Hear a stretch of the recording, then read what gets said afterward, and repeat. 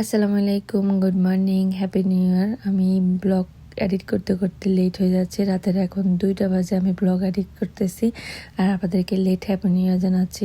আজকে ব্লগটি সকাল থেকে শুরু করতেছি। আমি লাস্টে ব্লগে বললাম আমানের অ্যাপয়েন্টমেন্ট ক্যান্সেল হয়েছে, তো আমাকে আজকে অ্যাপয়েন্টমেন্ট দিয়েছিল যে আজকে আসতে হবে।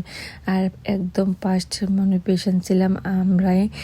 এত আর্লি ছিল এই যে হসপিটালটা, মোটামুটি একদমই ফাঁকা, সবে মাত্র আসতেছে সবাই। আমি তারপর দৌড়ের উপরে যাচ্ছি হসপিটালে। আর আমার এটাও মনে হচ্ছে যে আমার লেট হয়ে যাবে। আমি আজকে অ্যাপয়েন্টমেন্ট যদি ক্যান্সেল করি তাহলে আমার আর অ্যাপয়েন্টমেন্ট পাবো না, যেহেতু আমার 9 মান্থের ভ্যাকসিন। এদিক দিয়ে আমার বড় ছেলেটা এই যে দেখেন, তাকে বেচারা ঘুম থেকে টানি উঠে নিয়ে আসছে আমি, কারণ বাসায় কেউ নাই, ওকে কারোর কাছে রেখে যাওয়ার মতো আমার পক্ষে সম্ভব হয়নি। তো ওকে উঠে নিয়ে যেতে হয়েছে, তার বাবা কাজে যাবে আর আমি তো চলে আসছি। এখানে তো বাচ্চাদেরকে একা বাসায় রাখা এলাও না। তো আমরা গাড়ি পার্কিং করে আয়ানা বাবা চাইছিল যে এখন বাইরে যে ঠান্ডা বাতাস, সেই বাতাস দিয়ে তো আমি 2টা বাচ্চা নিয়ে আসলে বাসে উঠা আমার পক্ষে পসিবল না। তার মধ্যে আমি উবার নিয়ে আসতে হবে, ওয়েট করতে হবে।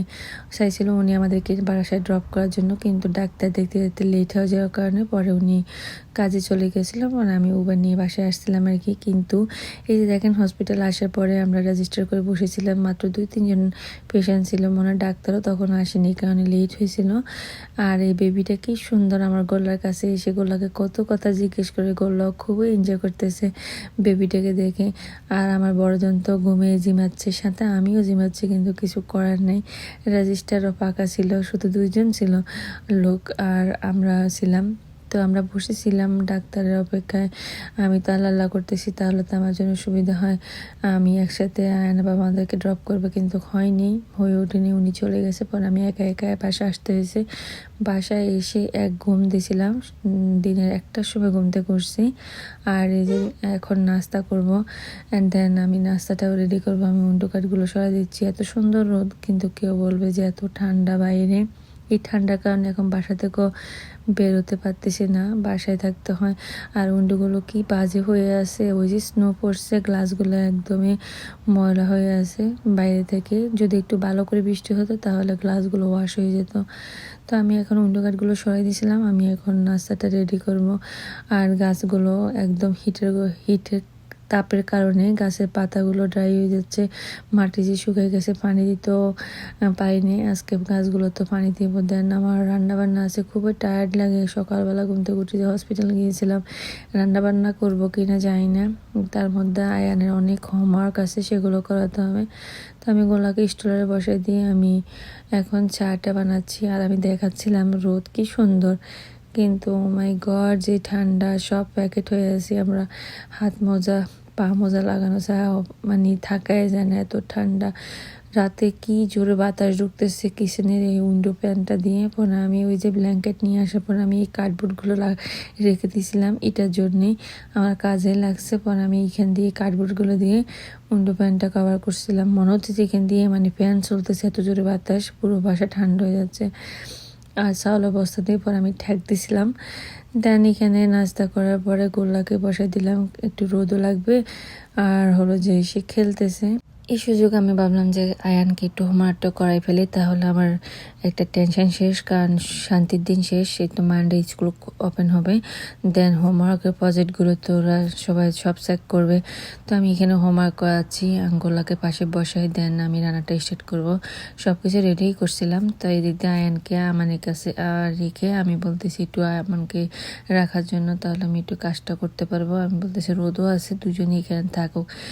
আমাদের তো একটু পরেই কিন্তু সন্ধ্যা নেমে যাবে, 4টার সময় মাগরিব আজান দিয়ে দেয়। এর মাঝে আমি গোলার পিঠাগুলো ওয়াশ করতেছিলাম। তারপরে হলো যে বাসাটাও একটু ক্লিন করে নিলাম। আর এই যে দেখেন, এই মানি প্ল্যান্টের এই ডালটা কতদিন হলো যে এইভাবে আছে, আমি টান মারি আসা যাওয়ার মধ্যে থাকলে, বাড়িতে ছিঁড়ে আসে না, কিন্তু পুরো ডালটা কিন্তু পেকে শুকিয়ে যাচ্ছে। কিন্তু একটা ডাল শুধু এখনো জীবিত আছে, দেখছেন রাখে আল্লাহ মারেকে। আমি ওই দিনও একবার একটা ব্লগে দেখিয়েছিলাম, এখনো কিন্তু এই ডালটা এরকমই আছে, মারা যায়নি, পুরো গাছটাই মারা গেছে, বাট ডালটা কি সুন্দর জীবিত আছে। তো আমি এখন রান্নাটা স্টার্ট করব। বাসা টাসা সব ক্লিন করে ফেলছি। রোদ দেখলে না আমার খুব ভালো লাগে, কিন্তু জানেন এই রোদটা যে গায়েও লাগে না, সোফার উপর বসে থাকলে অনেক পরে গা গরম হয়, কিন্তু এত ঠান্ডা, হাত মোজা পা মোজা সব লাগাই রাখতে হয়, সারাক্ষণ সোয়েটার পরে থাকতে হয়। গোলাকে একটু খাওয়া দাওয়া আবার নিচে বসে দিলাম। আমি এদিক দিয়ে রান্নাটাও করে ফেলছিলাম। মোটামুটি আমার রান্না বান্না শেষ। এই যে দেখেন আমি এখন দেখাচ্ছি, খুব কুইকলি আমি ভিডিওটা করছিলাম, আর আমি এখন বয়স দিচ্ছিলাম একটু পরে, কিন্তু গোলা কান্নাকাটি দেখবেন শুনবেন আপনারা। এই দিক দিয়ে আমি রুই মাছ দিয়ে চিচিঙ্গা দিয়ে রান্না করছি, গরুর কলিজা দিয়ে আলু দিয়ে রান্না করছিলাম, চিংড়ি মাছ ভাজি করছি, গোলার জন্য খিচুড়ি রান্না করছি, পাতলা ডাল দেন সাথে তো আছি ভাত, আর হলো ছিল আমি চিংড়ি মাছ ভাজি করছিলাম আমার বড় ছেলের জন্য। তো এটা আমার খুবই জটপট রান্না, কারণ আমি চাইছিলাম যে আজকে রান্না বান্না করবো না, আমার এত টায়ার্ড লাগতেছিল, মাথা ব্যথা।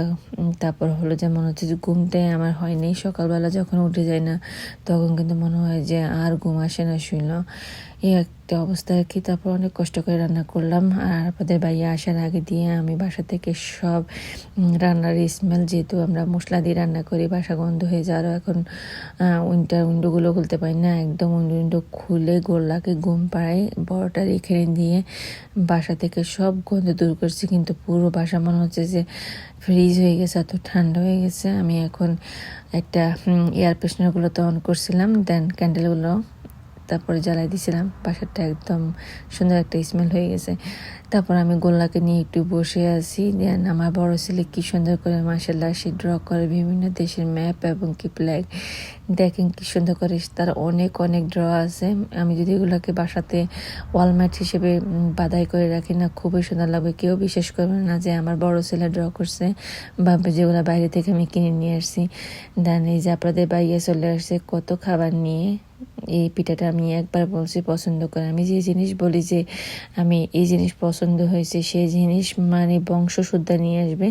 এই যে তারপর হলো যে এটা হলো কি বলো কি দিয়ে বানাইছি জানি না, নকশি পিঠা, যাই হোক এটা হলো চিতই পিঠা, আপনাদের ভাইয়াও পছন্দ করে, দেন আমিও পছন্দ করি। এখন তো আমি কোনো পিঠা টাইপের কোনো কিছুই বানাতে পারি না, কোনো রকমের শুধু রান্না করি, গোলাকে রেখে আমি কোনো কিছু করতে পারি না। এই কারণে সব বাড়ি থেকে কিনে খাই। সাথে নিয়ে আসছে চা, তারপর হলো যে চিকেন মোমো, তারপরে হলো যে নিয়ে আসছিল চাউমিন। দেন আমি দেখাচ্ছিলাম, আমি ভাবছিলাম আমার একটা ব্লগে একটা আপু জিজ্ঞেস করছিল কোত্থেকে চিকেন মোমো এবং কি চাউমিনটা নিয়ে আসে, এটা জ্যাকসনাইটের ম্যারিড কাবাব বাঙালি একটা রেস্টুরেন্ট থেকে নিয়ে আসে। আসলে আমি আপুর কমেন্টটা আর পাইনি খুঁজি, এই কারণে আমি আর বলতে পারিনি।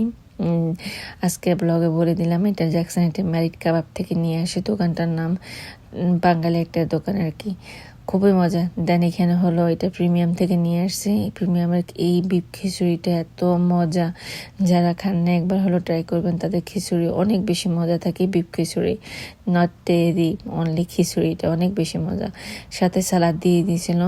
দেন আর একটা প্যাকেটের মধ্যে দেখাচ্ছি, এখানে ব্রেড নিয়ে আসছে, তারপরে হলো যে নিয়ে আসছে কি এই ব্যাগটার মতো আছে সমোসা।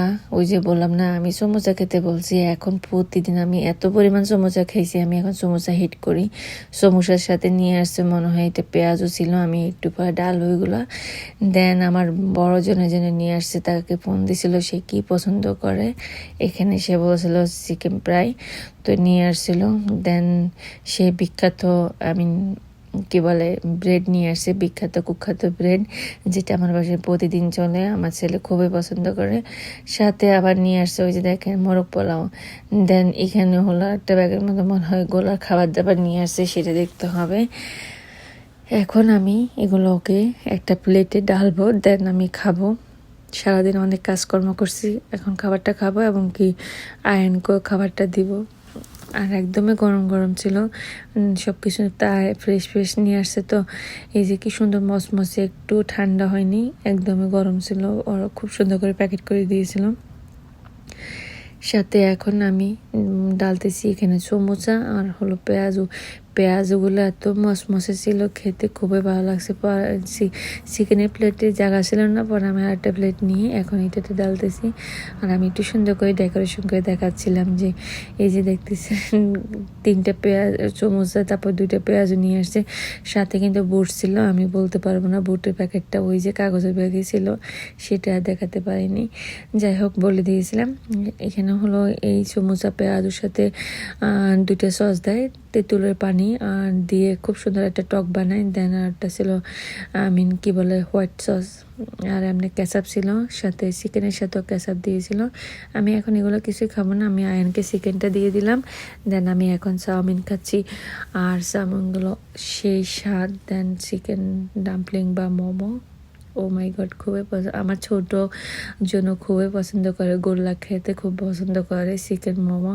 আমি তাকে ওই ভিতরে যে পুরটা থাকে চিকেনের, সেটা থেকে একটু একটু করে মুখে দিই। মাশাআল্লাহ, সে খুব পছন্দ করে। দেন আমার যে বড়ো ছেলে তো এটা লাভার হয়ে গেছে চিকেন মোমোর।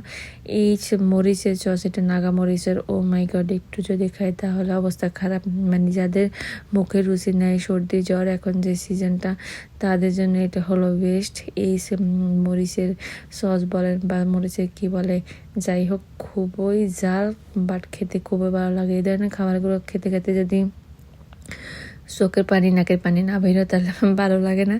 তা আমি খাচ্ছিলাম আর আপনাদের সাথে শেয়ার করতেছি। আমার আজকের ভিডিওটি কেমন লাগলো অবশ্যই কমেন্ট করে জানাবেন। যদি ভালো লাগে আমার পেজটি ফলো করে দিবেন, লাইক কমেন্ট শেয়ার করতে একদমই ভুলবেন না। ডাম্পলিংটা দেখেন খুবই মজা। আমি ডাম্পলিংকে একটু দিয়েছিলাম, বিশ্বাস করেন আমার মনে হচ্ছে যে আমার জিভ বাটা পড়ে গেছে, এত জাল। আমি ঠান্ডা পানি খাইতে খাইতে খাইতে খাইতে আমার অবস্থা খারাপ। তারপরে মনে হচ্ছে যে জিব্বা থেকে জাল যাচ্ছে না। নাগামরিচ মানুষে যে কীভাবে খায় আল্লাহ মাহবুব জানি, এটা নাগামরিচ দিয়ে বানানো মনে হয়। তারপরে যে ওই যে তেলের মধ্যে যেটা মরিচ বাজে, ওইটা হলো, ওটাতে তেমন জাল নাই, ওটাতে খেতে খুবই ভালো লাগে। এই ধরনের খাবারগুলো, চাইনিজ ফুডগুলোর সাথে খাবারগুলো এই সসটা দেয়, মরিচ তেলের মধ্যে বাজি যে একটা তারা চসের মতো বানায়, খুবই ভালো লাগে খেতে। যাই হোক, সবাই ভালো থাকবেন। খাবার খেতে খেতে এখানে বিদায় নিচ্ছি। আবার নেক্সট আরেকটা ব্লগ শেয়ার করব আগামীকালকে, আমাদের ছুটির দিন। কী করি না করি সব কিছু শেয়ার করবো। আল্লাহ হাফেজ।